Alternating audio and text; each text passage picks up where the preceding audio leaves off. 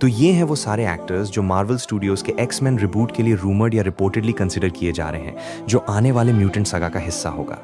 जैसा कि हम सब जानते हैं, अवेंजर्स सीक्रेट वॉर्स के बाद मार्वल की next major saga mutant saga होगी, जिसमें प्राइमरी फोकस एक्स-मैन पर होगा। क्योंकि एक्स-मैन को एमसीयू में इंट्रोड्यूस किया जा रहा है, इन आइकॉनिक कैरेक्टर्स को रिकास्ट किया जाएगा और कास्टिंग प्रोसेस अब शुरू हो चुकी है। सबसे पहले कूपर हॉफमैन को रिपोर्टेडली साइक्लॉप्स के रोल के लिए कंसिडर किया जा रहा है। इसके साथ चार्ल्स मेल्टन रिपोर्टेडली बीस्ट यानी हैंक मैकॉय के रोल के लिए टॉक्स में है। आगे बढ़ते हुए मार्गो रॉबी और सिडनी स्वीनी दोनों एक्ट्रेसेस को रिपोर्टेडली एम्मा फ्रॉस्ट के रोल के लिए कंसिडर किया जा रहा है। केली स्पेनी भी रोग के रोल के लिए रूमर्ड है और कुछ महीने पहले एक रूमर ये भी था कि मिली बॉबी ब्राउन रोग का रोल प्ले कर सकती हैं। हालांकि ये कंफर्म नहीं हुआ कि उन्हें स्पेसिफिकली रोग के लिए कंसिडर किया जा रहा है। रिपोर्ट्स में उनका नाम फ्यूचर एमसीयू रोल्स के लिए जनरल मीटिंग्स में आया था। इसके अलावा पैट्रिक विल्सन को रिपोर्टेडली प्रोफेसर चार्ल्स एक्जेवियर के रोल के लिए देखा जा रहा है और एक और एक्टर भी प्रोफेसर एक्स के रोल के लिए रिपोर्टेडली कंसिडर हो रहा है, बिल स्कार्सगार्ड।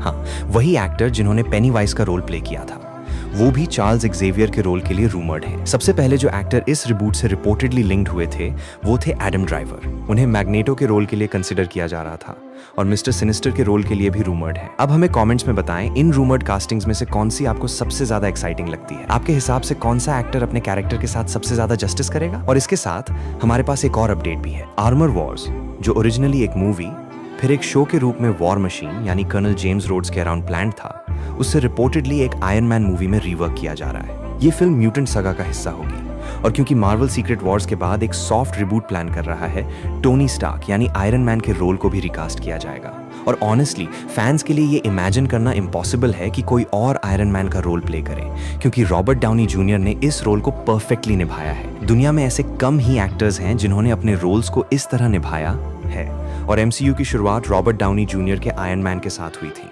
सो एमसीयू फैंस के लिए किसी और को टोनी स्टार्क के रूप में देखना मुश्किल है। यहाँ तक कि टॉम हॉलैंड ने भी रिसेंटली कहा है कि वो रॉबर्ट डाउनी जूनियर के अलावा किसी और को आयरन मैन के रूप में या ह्यू जैकमैन के अलावा किसी और को वुल्वरीन के रूप में इमेजिन नहीं कर सकते। ये अकेले दिखाता है कि ये कास्टिंग्स कितनी आइकॉनिक बन चुकी हैं। तो क्या आप एक नए एक्टर के साथ brand new iron man movie देखना चाहेंगे? And finally, what are your thoughts on all this? Let us know in the comments.